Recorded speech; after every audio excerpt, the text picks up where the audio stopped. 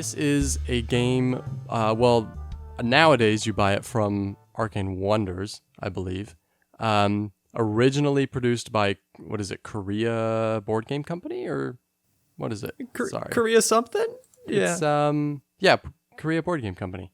I think they originally produced it, and then, now Arcane Wonders produces it, maybe because it's a Dice Tower Essential now too. I think that's kind of the thing with the Dice Tower Essentials, is a lot of times they might be older or games that had one printing that get put back into circulation via Arcane Wonders because of Tom Vassell. That was a lot of industry lingo, names and lingo I just threw out there. So people know. For people who don't know, they're like, Arcane who? What? What? So, who is this Tom Vassell you speak of? So, Four Gardens is a resource management game, a set collection game, a hand management game, and a pagoda spinning game. The first pagoda spinning type game that we've ever seen, Cody. New patented game mechanic. It is. Love it. Or gimmick, maybe. I'm not really sure. That'll be something we'll have to talk about. Is it warranted, or is it gimmicky, or is it both? But in general, you have these 4 different colors of cards, basically, that you're trying to collect sets of, and to do so, you commit to a card, and then you can pay the resources to fulfill that card, and once you fulfill it, you get to score it and every other card within that same colored garden. So you have a few cards in your hand, not a few hands in your card. You get to do 3 actions with the cards on your turn. An action can be just committing to a card. It can be adding resources, or it can be collecting resources from the aforementioned spinning pagoda. This is it's a pagoda. It's that type of, fancy Eastern Asian building. And it's got 4 sections to it with 4 different resources and a value of 0, 1, 2, and 3 on each side. And so whatever's facing you, you get to collect either from the top down or the bottom up, depending on the card. But you have a very limited storage. So when I first looked at this, I was like, oh, there's a bunch of resources facing me. Awesome. I'm going to take everything. I'm going to have so many resources. And I was like, oh, I can only store 4 or 5. Like, okay, I guess I get 3 stone and I can't hold anything else. So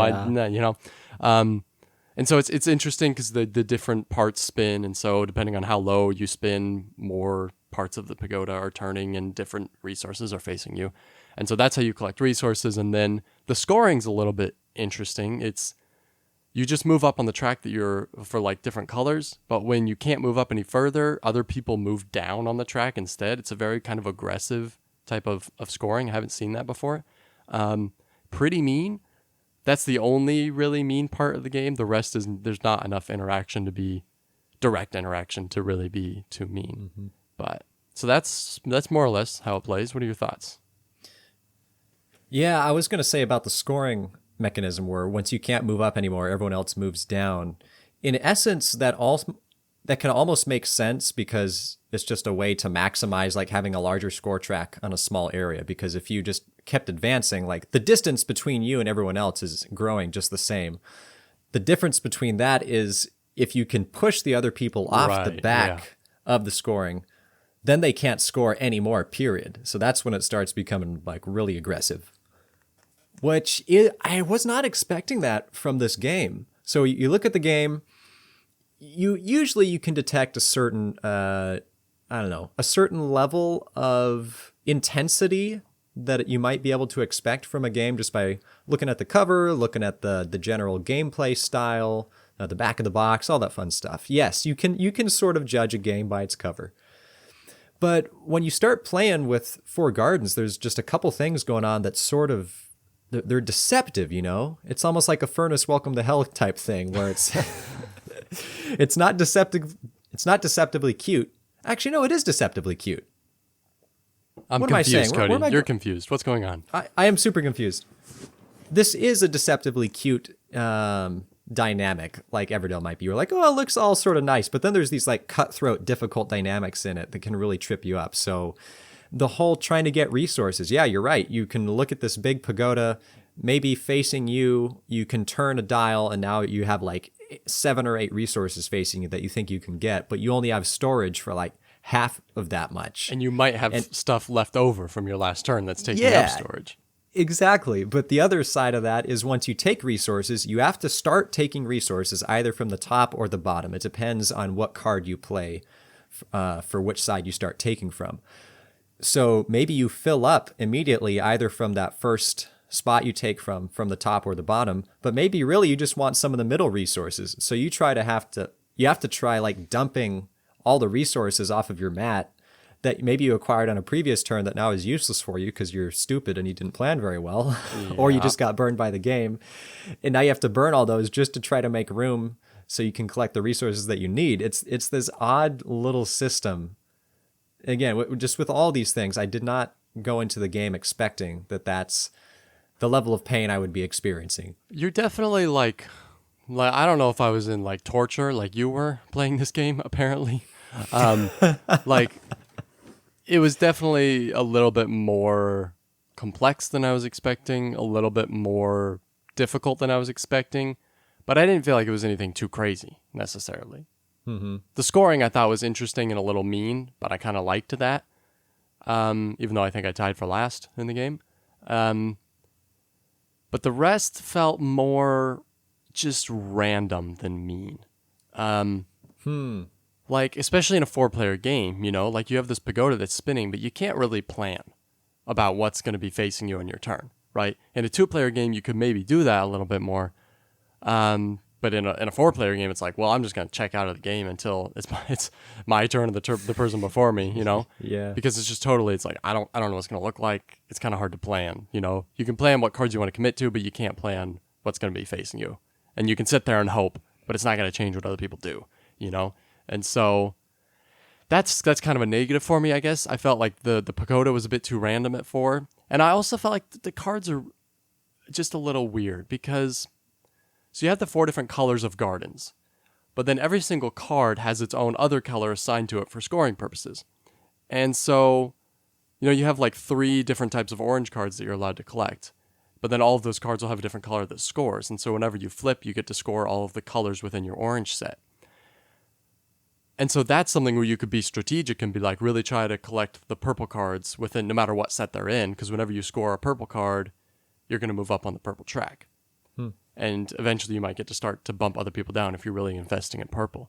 But I found it so difficult to just get like one of the 4 colors that I needed that I couldn't even focus on the scoring colors so much as just like, because there's very specific types of each color that you need to build your garden.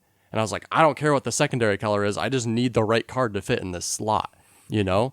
And I felt like it was really out of my control trying to get those cards. Like, yeah, there's a little market, and it's refreshing pretty often because everyone's drawing 3 cards in their turn. But it's like, I guess we'll just see what's facing me at the end of my turn, and maybe I'll get the card I need, maybe I won't. I don't care if the secondary color is something that really helps me or not, because I just need to fit it in this slot, you know? Yeah. So that actually that was the one thing that probably bugged me the most, was I felt like what cards I got were kind of out of my control. And so it's kind of just like whatever you get is what you get, and you just try and fulfill as many cards as possible, regardless of color. Just throw in the ones that you're allowed to play and just try and fulfill them. Mm-hmm. Yeah, I don't think this scales well is kind of one of the main problems for the game. That at 4 players, yeah, it's the player interaction is definitely random regarding that pagoda, because you might try to spin it, but there's really no way of knowing what's going to be facing you once it gets back all the way through the other 3 players.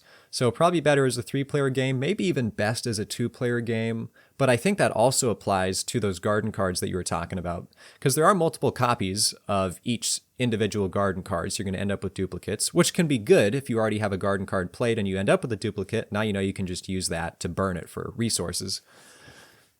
But just when there's 4 players going, like everybody's all fighting over the same types of cards, it can just get hard to actually get anything done. And I think the game actually ends sooner relative to how many cards you can get played in a 4-player game. I think it ends at 8. And I want to say if it's a 2-player game, you can get like 10 cards played before it ends. So yeah, I'm not sure if they really anticipated it playing like that, or they just wanted it to be more of a sort of crunchy, sticky game. If those are accurate ways to describe a game when it gets up to 4 players. I also feel like it was too long at 4. Now, granted, it was kind of late in the evening, and none of us had played before, so we were all learning at the same time. But it definitely felt like it was dragging to me. I was distracted too because I was busy trying to learn Furnace Interbellum on the off time when everyone else was taking their turn. So way to have some respect for the game, Cody. Way to really invest and really try to give it an honest opinion. It was a long night. We were trying to fit in a lot of new games. I had to be on my game, so to speak, learning new games. Here's what I will say about it. I expected it to be simpler than it was, and so I'm grateful that it had more depth. I was expecting a floriferous experience where, like, I was expecting it to be simple, and it ended up being simple, but it didn't. It ended up being definitely like having more depth. I also appreciate multi-use. I always appreciate multi-use cards. Okay, and these cards have all the cards have 3 different uses on them, so that I like. And you use a lot of cards too, so you have a lot of different options. The rotating resources thing is fun. It's a good idea. Like I said, I think it would work better at 2 than at 4, but I still respect the design there. In general, I think I wouldn't, if I owned this game, I don't think I would keep it, but I do think I would give it at least 3 or 4 plays to really... If you owned this game, you wouldn't own this game, is what you just said. If I had this game, I wouldn't hold on to it, but that's after 1 play. And I would definitely give it at least 3, maybe 4 plays, and then I'd be willing to get rid of it, or if it had grown on me, if I'd found some new stuff in it, then I would be holding on to it. So it's kind of a middle of the road thing for me. I think there's a lot of good stuff. I think there might be some oversights and some little negative, the rough edges basically. But in general, I think it's pretty good.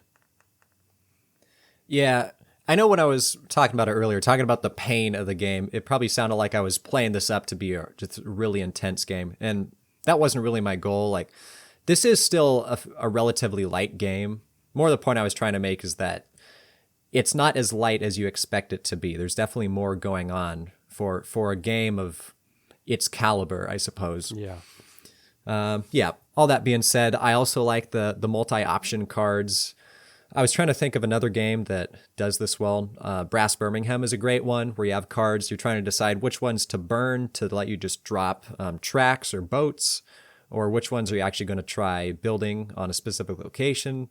And this kind of felt like that, where eventually you might end up with some duplicate cards, and you can only build one specific type of each card. So if you end up with a duplicate, now that becomes a burnable card. Yeah, I love the options, the decisions it gives you that you have to be making. Again, I like that too. I just felt like that resulted in it being there was a little too much randomness as far as which cards I get. But I guess the positive spin is that no matter what you get, whether it's a repeat or whether it's one you need, it can be used, right? It's not like the repeats are just trash. You can burn them and you can use them for something. Yeah, you can always get something for them. And even if you don't need resources anymore, well, then you can just burn the card to move the resources using the little wheelbarrow effect that they all have. Right. Yeah.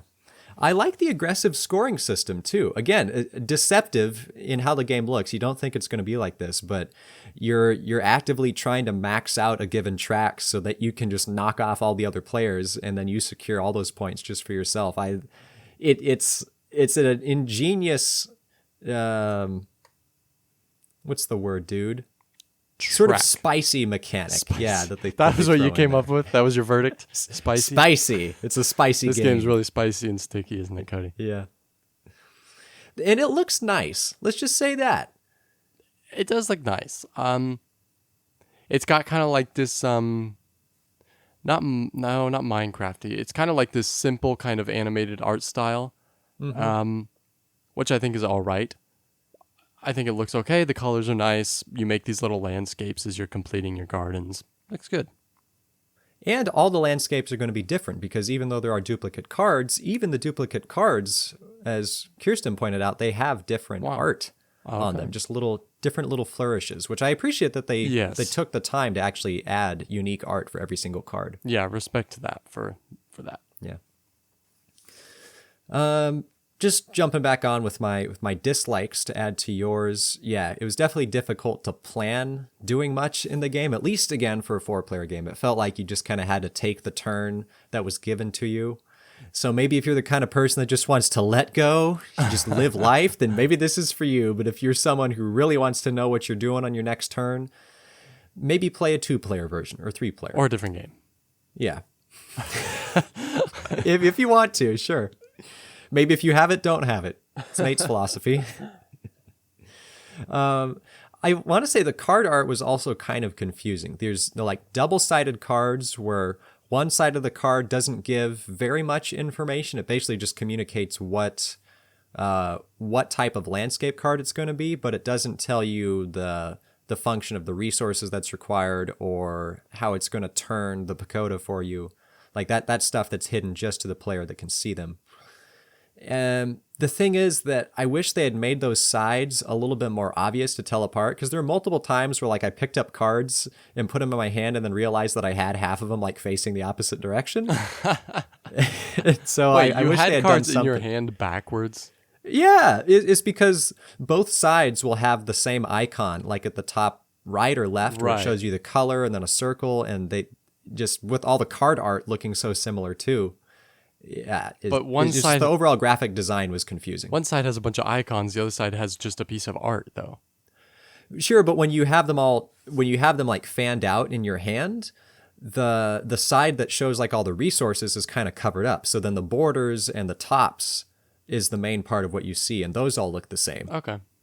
So I mean, it's a little thing, but I wish it was a little bit more easy to discern immediately. Fair enough, I guess. Fair criticism. So yeah, them's my thoughts. What's your final verdict for Four Gardens? Like I said, I think it's definitely worth a play. Maybe even worth a purchase if you like what you've heard so far, right? If you don't need a game to be too deterministic in getting to plan out multiple turns ahead and all of this, if you kind of just like to kind of play the hand you're dealt, and of course there's still strategy, there's still decision making and all of that. It's not just like total luck. It's not like that at all. But there are some things out of your control. And so if that doesn't bother you, if you like to just go with the flow and do your best based on what you have, then this is probably a good game for you. I think there's enough strategy for quite a few plays, but I think it's simple enough that it's not anything too crazy. Yeah. Yeah, personally, I think I'm going to need a few more plays on this to really decide if I permanently want to keep it. But what I will say is that I respect the game. I respect the game. I'm not sure if I like the game or not. You know, you might have some people in your life that you respect them, but maybe you also at the same time don't necessarily enjoy being around them. It's potentially like that. It's one of those people. All right.